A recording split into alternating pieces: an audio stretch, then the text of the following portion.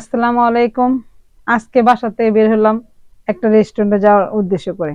রেস্টুরেন্টে যাওয়ার পথে হঠাৎ করে চোখে পড়লো এই রেস্টুরেন্টের নাম কাঠবিড়ালি।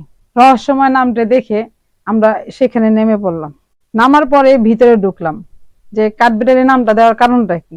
এই জন্য ভিতরে যাওয়ার পরে দেখতেছি চারপাশে সবুজ আছে। তারপরে ভিতরে ঢুকার পরে যেমন বনের ভিতরে একটা বাড়ি করলো যেরকম অবস্থা, ঠিক ওরকম অবস্থায় একটা বাড়ি করা। যেমন কিছু কিছু ছন, কিছু বেড়া দিয়ে ঘরটি করছে। তারপরে আমরা ওটা ভিতরে ঢুকলাম। ঢুকতে সময় দেখলাম সিঁড়ি কিনা করছে বাঁশ দিয়ে। তারপর আর টুকরে যখন গেলাম তখন দেখলাম এটা দোতলা সিস্টেম, কাঠ দিয়ে সিঁড়ি কিনা তৈরি করছে। এই জন্যই নামটা দিয়েছে কাঠবিড়ালি। আমি তখন এই নামটা রহস্য পেলাম এটাই।